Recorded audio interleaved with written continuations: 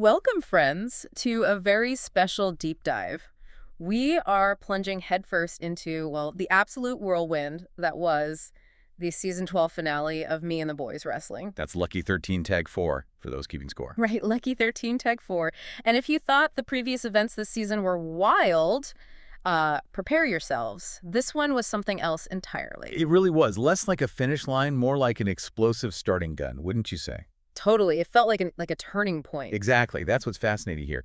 Usually a finale wraps things up, but this one, Yeah. it felt like it completely reset the chessboard, just laid the groundwork for a totally new landscape in season 13. Couldn't agree more. So, our mission today, we're going to try and cut through all that incredible chaos. We want to highlight the major turning points, shine a light on the new champions, maybe some rising stars we notice. And definitely clue everyone into those intense faction wars and, the personal rivalries that are really defining Me and the Boys Wrestling right now. Yeah. And you got to give credit to the commentary team, James Owen Brown, David Donblock, Tyrell, and DUI. They captured the energy, that frantic feeling of the night perfectly. By the end of this, you'll understand why. So where do we start? The beginning felt pretty dramatic. Okay, let's unpack it. The night kicked off with immediate drama, like even before the main show really got going. We saw these newcomers, Francine Fingers and Shirley P. Representing the inner circle. Right, the inner circle. They launched this brutal surprise attack backstage on Zanya from the Dreadnoks. And it wasn't just a little scuffle, was it? I heard talk of pylons, even a sledgehammer. Yeah, total chaos. But it wasn't random, was it? No. If you connect the dots, this looks like a direct response. Puma's Den, that's the alliance of the Dreadnoks and the royal family.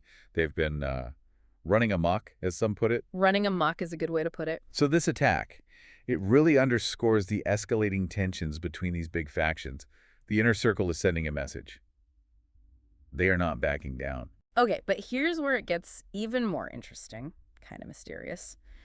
The whole situation with the Stroop. Ah, yes, the Stroop. There was an offer out there, right, from the inner circle for him to join them, but his reaction was, well, who knows? Super enigmatic. He was their target, definitely. Weren't there reports about something involving a gun in the locker room to Oh, quiet people down while they were looking for him? that's the word on the street. So what does this mean for the power balance? We still have no idea where the Stroop actually stands. He's a total wild card. And that mystery is huge. He could be a massive asset or, a huge problem for whoever he doesn't side with. And the fact the inner circle went to such lengths suggests they see him as pretty pivotal in their strategy against Puma's Den. It's like this psychological chess game happening behind the scenes. Absolutely. And speaking of conflict brewing, the Royal Rumble match itself, talk about a shakeup. Oh yeah, the 30-person Royal Rumble. Classic chaos. Over the top rope, both feet hit the floor, you're out. And in that chaos, King Dominator emerged.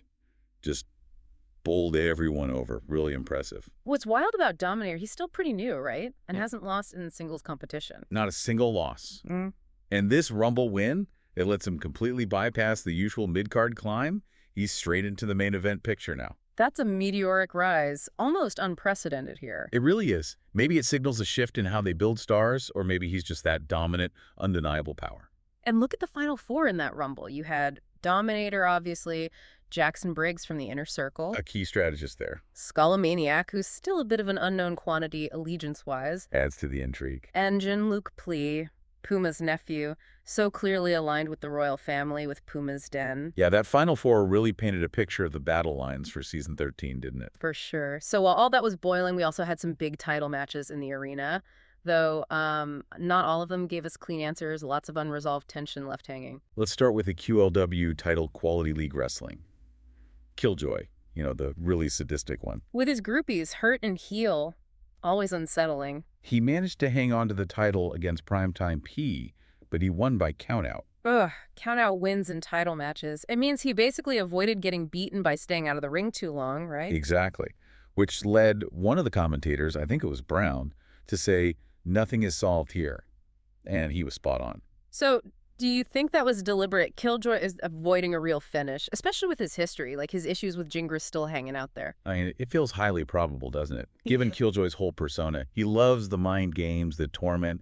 Why beat someone decisively when you can leave them frustrated, keep everyone guessing? Keep the rivals stewing. Yeah, that fits. Extends the narrative, the tension. That's his style. Okay, then the tag titles. That was that crazy 2X tornado tag elimination match. All 4 guys in at once. Right. Fingers and Bad Attitude, the Helicopter Boys, Inner Circle guys against A-Block and DUI. And the Helicopter Boys kept the belts. They did.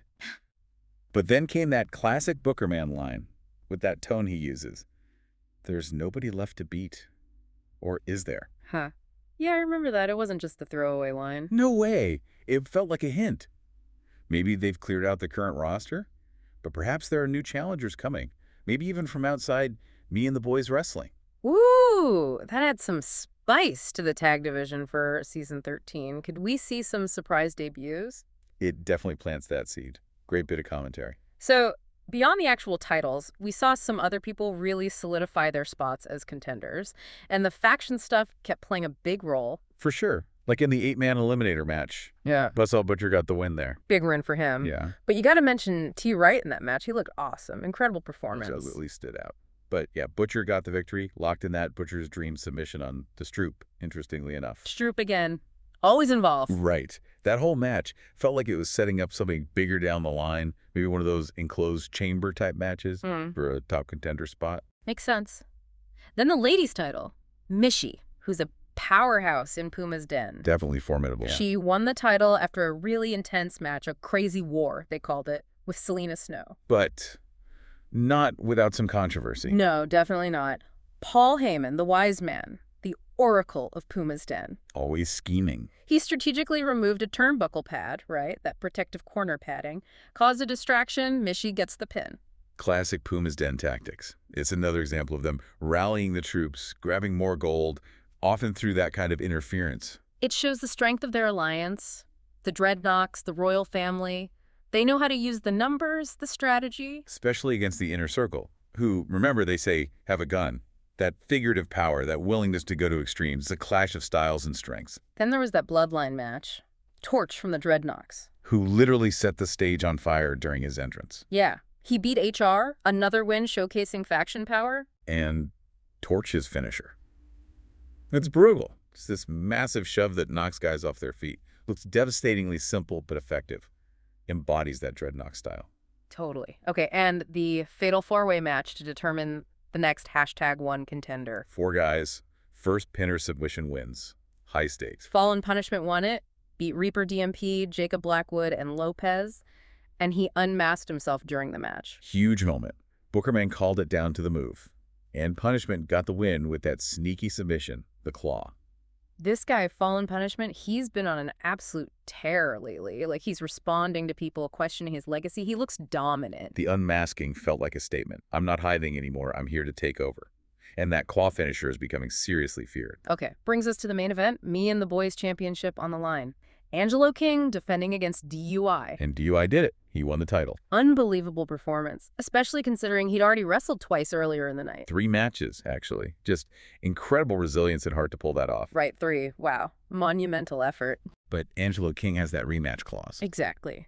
So while DUI is the champ now, this is far from over. Immediate fireworks guaranteed for season 13. King's going to want that title back, and it probably won't be pretty. No doubt about that. The stakes are instantly sky high. And then, just when you thought the night was winding down with the title change, the whole atmosphere just shifted dramatically. Weird.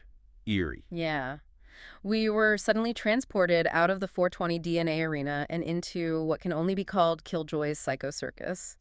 Dark, glowing effects, totally unsettling vibe. That whole final segment felt less like wrestling and more like, I don't know, a battle for the soul. Totally. Killjoy facing off against this figure called the Forgotten. Who looks exactly like Killjoy. Yeah. Which is creepy enough on its own. And there are whispers, right, that the Forgotten might be tomfoolery from some old documentary. Those hints are out there, yeah. It adds another layer of just deep weirdness to it all. The entrances were horrifying, the effects. It was pure psychological theater. It left us with way more questions than answers. What does it all mean? It sets up this incredibly unsettling, maybe even supernatural storyline heading into the new season. It really suggests the conflicts aren't just about titles and factions anymore. We might be delving into identity, sanity, something much darker with Killjoy. So, wrapping this all up, what does it mean for you, the listener, the loyal follower of Me and the Boys Wrestling? Well, you've just heard our deep dive into a finale that wasn't really an ending at all. No, it was all about explosive new beginnings. Season 12's finale has perfectly set the stage. We've got deepening faction wars, more brutal and strategic than ever. We've got unresolved title disputes everywhere, promising instant heat. The rise of undeniable new contenders like King Dominator, like Fallen Punishment. And then there's this chilling personal mystery swirling around Killjoy and the Forgotten in that psycho circus. It just highlights how these stories are always unfolding, always building. You really can't miss a beat. So you should now have a pretty clear picture of the key events, the new power players, and all the conflicts that are just waiting to explode in Season 13, which starts next week. Right around the corner. So, final thought to leave everyone with. Given everything we saw, this tangled web of alliances, the emergence of the Forgotten, the shaky title situations, what unpredictable force do you think will truly shape the landscape of Me and the Boys Wrestling in Season 13? Will the Inner Circle pull off their power grab? Can Puma's Den keep running roughshod? And what secrets are lurking in that psycho circus? Lots to think about.